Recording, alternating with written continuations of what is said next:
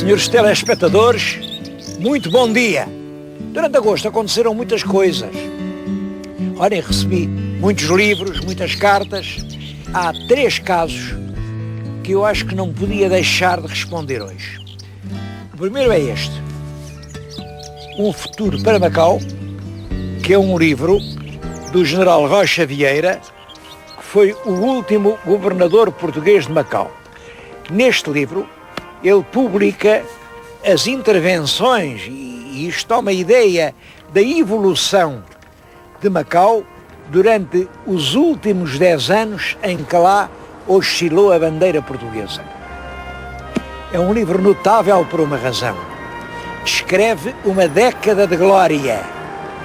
Como sabem, os nossos antigos escritores, o João de Barros, o Castanhedo, o Diogo do Couto, escreviam a história por décadas, por períodos de 10 em 10 anos. Bom, eu penso que este livro é mais uma década, e é uma década gloriosa. Estes últimos 10 anos dos portugueses em Macau, com a cidade a crescer rapidamente de ano para ano.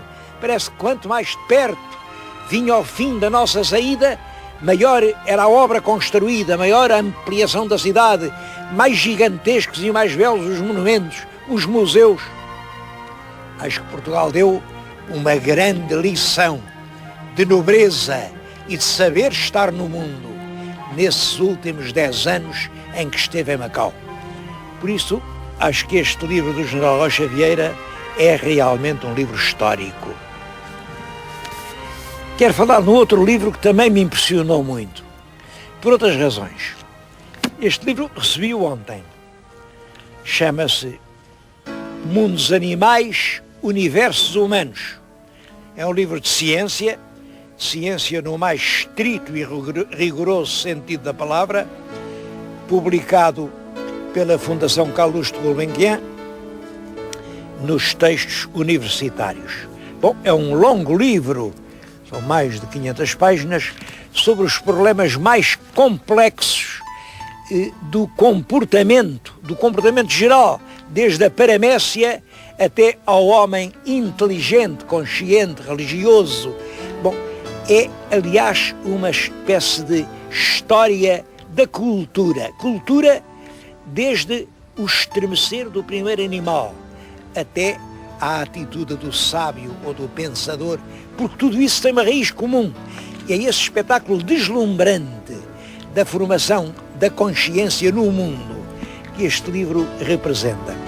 E confesso que me sinto muito orgulhoso por um livro assim ter podido sair em Portugal. Há uma outra razão para me sentir orgulhoso, eu tenho que a confessar.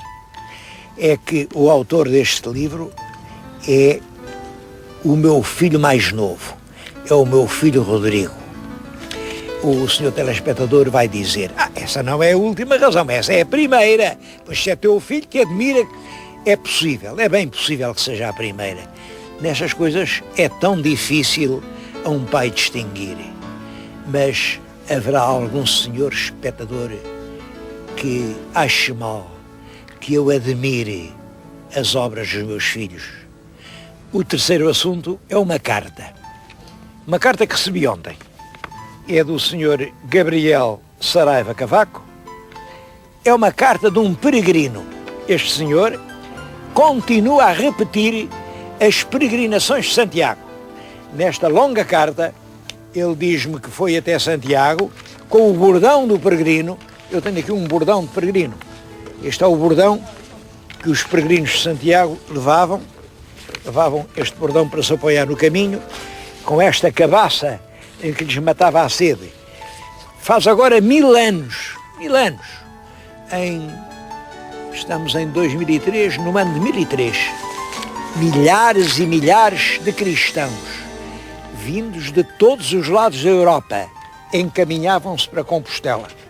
Hoje continua a haver, é o que ele me diz nesta carta, é que essa peregrinação continua a ser verdade.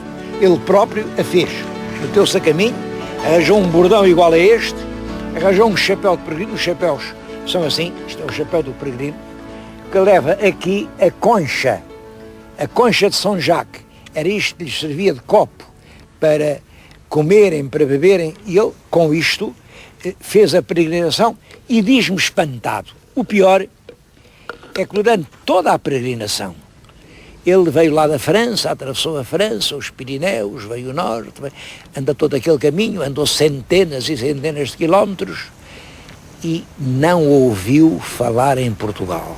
Pior, depois de Compostela, os peregrinos foram para o Cabo de Finisterre. Eu já lá estive, um cabo muito bonito. E disseram, é aqui que acaba o mundo.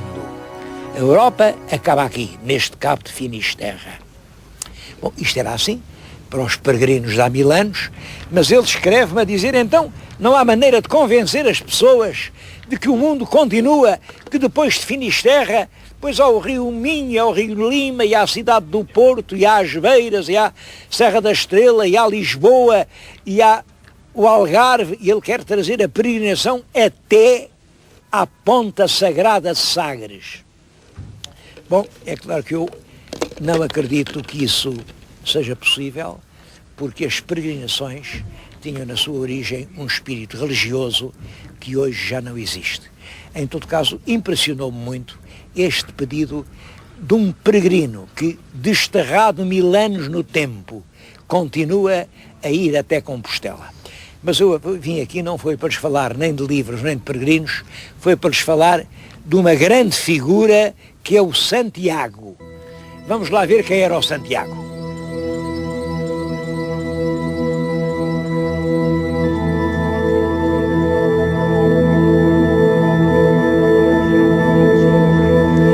Não há dúvida nenhuma de que existiu uma figura histórica, Tiago, que foi um dos companheiros de Cristo. Até eram dois dos companheiros que andaram junto de Cristo durante a sua passagem pelo mundo. Dois chamavam-se Tiagos. Um, Tiago Maior, porque era o mais velho, e outro, Tiago Menor. Este, que se venera em Espanha, é o São Tiago Maior. Foi um dos apóstolos, um dos 12 apóstolos, que receberam a pregação de Cristo e depois propagaram-na no mundo. Sobre este Santiago, isto tenho junto de mim, é uma admirável estátua feita em Coimbra, no final do século XV. Isto é do Diogo Pires o Velho, é uma estátua muito bonita. Ainda representa o Santiago com o livro. Este Santiago do livro era o Santiago Apóstolo. Este livro representa a doutrina cristã, a doutrina que ele tinha que difundir. Mas já é um Santiago Apóstolo que também já é peregrino. Reparem, ele já tem o chapéu com a concha do peregrino, igual àquele que há bocadinho lhes mostrei, e já tem o bordão com que eles vinham a pé até Compostela. Este Santiago Maior pregava a doutrina cristã com tanta violência, com tanta força, chamavam-lhe até o trovão. É claro que, por causa disso, lá o Herodes Antipas, a certa altura, prendeu, achou que ele estava a alterar a ordem e mandou-o degolar. Ele morreu degolado lá na Galileia no ano de 42, ano de Cristo, quer dizer, é companheiro de Cristo e morre no ano de 42 degolado. Bom, isso faz parte dos Evangelhos, vem nos Atos dos Apóstolos, é um facto que ninguém põe em dúvida. Agora, o que é extraordinário é isto, é que passado, ele morre, portanto, no século I, passa o século II, III, IV, V, VI, VII, VIII, e aí, no princípio do século IX, ele aparece outra vez, mas agora aparece em Espanha. Em Espanha. Como? Há lá um sítio, ainda hoje lá está, em Iria, na foz de um rio, um sítio muito bonito, onde havia ali um bosque muito cerrado e diz que apareciam luzes e se ouviam vozes à noite. Foram dizer ao bispo diria que era um Teodomiro, e o bispo foi até lá, ver que mistério era aquele, então vozes à noite, e o que é que ele encontra? No meio do bosque, um túmulo romano. Um túmulo, mandou abrir o túmulo e dentro do túmulo, realmente, aquele túmulo o povo já chamava o túmulo do apóstolo. túmulo do apóstolo. O túmulo do apóstolo. Bom, o bispo manda abrir a tampa do túmulo e o corpo lá estava, era um corpo sem cabeça. Ora, dos apóstolos, os 12 apóstolos, muitos foram martirizados, mas o único que foi assim degolado foi realmente o Santiago Maior. Portanto, o bispo, que sabia essa história, disse, não há dúvida, se é apóstolo e não tem cabeça, é o Santiago. Bom, mandou depois levar dali para um sítio mais para o interior, porque aquilo ficava na foz de um rio, e, portanto, muito ao alcance dos piratas. Os piratas roubavam tudo nessa altura, estavam pelos rios.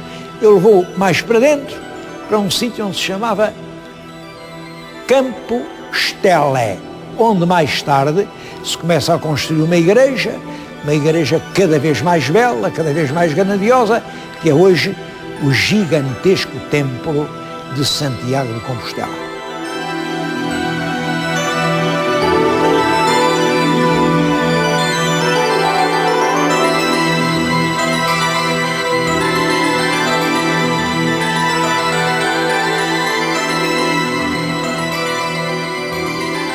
Houve só uma pergunta que o tal bispo se não lembrou de fazer. E como é que o Santiago, que foi degolado, e há documento disso, no ano de 42, na Galileia, aparece a pregar em Espanha? Como é que ele vem lá do Oriente até aqui? Bom, isso foi milagre, foi milagre. E os milagres, como sabem, podem acontecer. Ele apareceu a pregar, até parece que lhe apareceu Nossa Senhora em Saragoça. Nossa Senhora apareceu-lhe em cima de uma coluna e ele viu-a, e essa ideia é que está na origem do nome que se usa muito em Espanha. Muitas senhoras espanholas chamam-se Maria del Pilar. É o pilar onde apareceu a Nossa Senhora que o tal Santiago viu. Mas depois de Saragoça vem para Compostela. Vem e aparece o túmulo dele. Houve uns eruditos que, estudando melhor o caso, com muito cuidado, disseram aquilo não tem nada a ver com o Santiago. Realmente degolado está, isso é a única verdade. Mas quem lá está degolado é o Prisciliano. O Prisciliano é um bispo de Ávila, que tinha ideias muito exageradas, muito cruéis sobre a moral cristã. Ele chegava a pensar que ter filhos era pecado, e tudo isto provocou um grande movimento em toda a Galiza a favor do Prisciliano. Vários bispos aderiram, mas a Igreja interveio e disse nada de exageros, mandaram-no julgar, e ele enfim, saiu de Espanha, e o imperador, ainda o imperador romano, mandou-o degolar, a ele e a todos os companheiros que iam com ele. Os corpos voltaram à península e foram enterrados. Ora bem, Prisciliano teria sido enterrado exatamente nesse túmulo onde depois apareceu um cadáver sem cabeça. Bom, mas isso são teorias de sábios. O povo não queria saber. Para ele, Santiago, o pescador do lago de Tiberíades, o companheiro de Cristo, o apóstolo, era aquele que se venerava agora na grande Catedral de Compostela. E era o santo que vinha do céu à terra ajudar os espanhóis na sua grande luta contra os mouros. É assim que nasce o Santiago Mata-Mouros.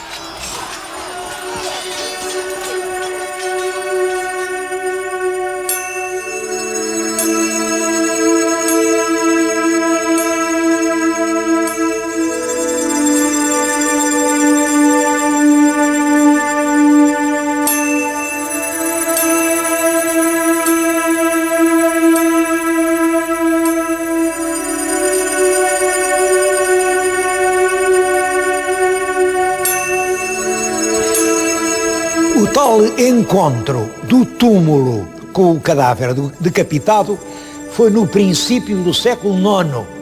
Ora, exatamente no princípio do século IX, quer dizer, 800 e tal, iniciava a Espanha cristã uma guerra que ia durar muitos séculos contra os mouros. Essa guerra começa praticamente em Covadonga, no século VIII, exatamente. e veio só a acabar no século XV, com a conquista de Granada. Ora, um povo que tem um apóstolo e que está numa guerra tão grande em defesa da fé, claro, fez do seu apóstolo o seu padroeiro, o seu herói.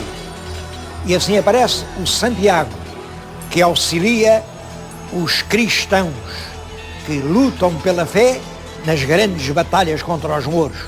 Aqui está ele, o Santiago, vem no cavalo branco.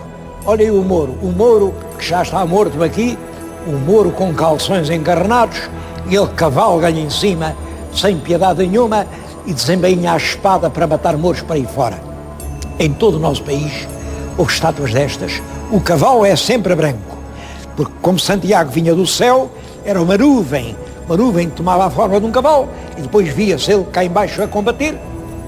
E é claro, não havia mouros que lhe resistissem. Santiago, o culto de Santiago alargou-se a toda a península, toda.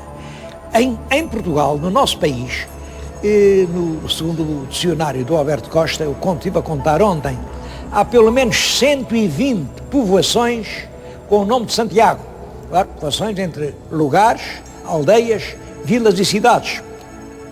Olhem aqui bem perto, é Santiago do Cacém. Santiago é o santo e o Cacém é o senhor Mouro. É engraçado como o Cacém e o Santiago acabaram unidos. O Cacém era o nome daquela terra, o dono daquela terra. Lá na igreja está um grande baixo-alevo que representa Santiago a cavalgar sobre os mouros e a matá-los. Eu estou a falar-lhes não é lá, mas é aqui em Palmela, porque aqui, Palmela, é que é a vila cabeça da Ordem de Santiago. É por isso que escolhi Palmela, por isso é que há aqui tantos Santiagos. Palmela é a cabeça da Ordem de Santiago. E o que é a Ordem de Santiago?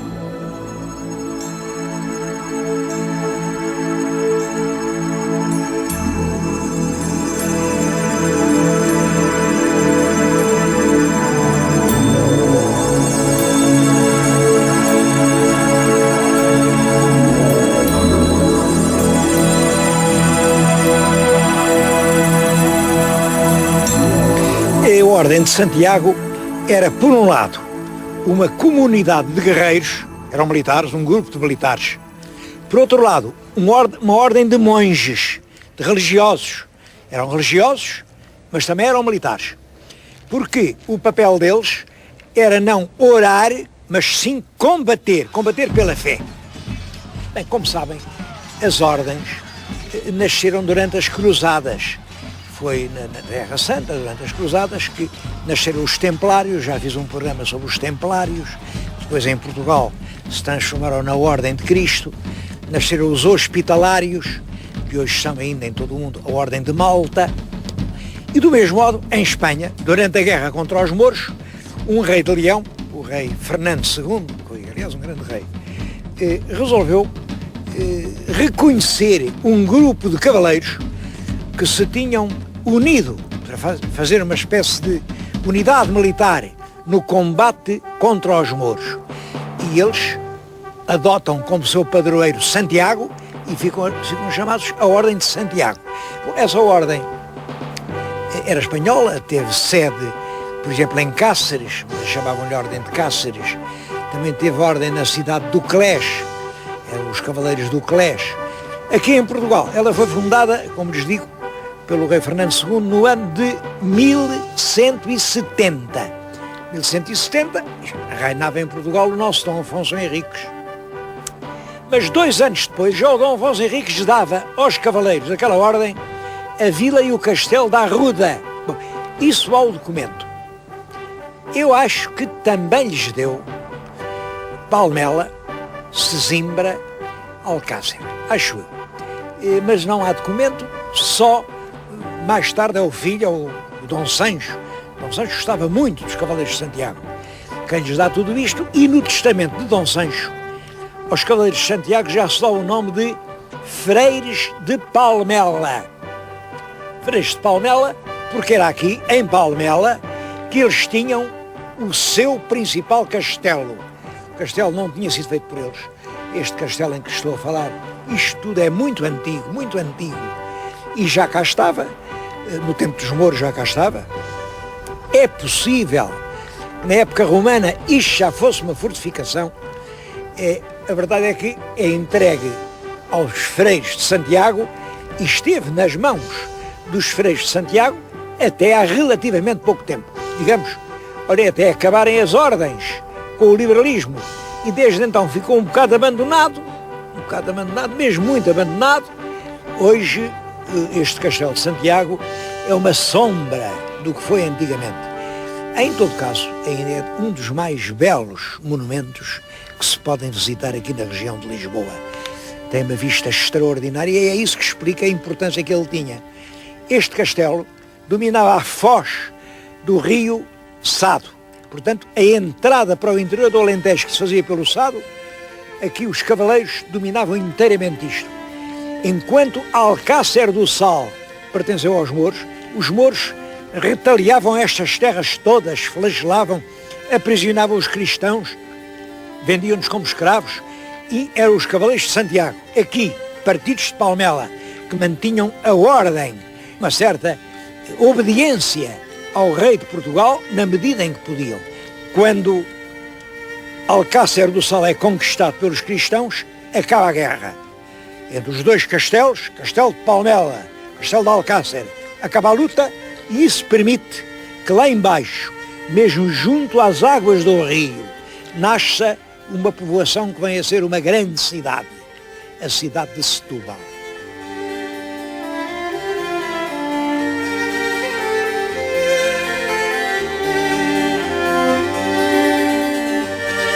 Mas a grande importância da Ordem de Santiago está exatamente na peregrinação que praticamente durante todo o ano se fazia a Santiago de Compostela. É uma altura em que na Península Ibérica há duas grandes influências, a do cristianismo, que a Ordem de Cluny pretende manter um culto cristão, e ainda a dos árabes, que era muito forte, os costumes, as concepções, costumes familiares, tudo isso refletia a influência da civilização árabe. Bom, a Ordem de Cluny, que era a ordem francesa, batia-se energicamente por conseguir que o culto cristão e os costumes cristãos triunfassem em Espanha sobre os cultos muçulmanos.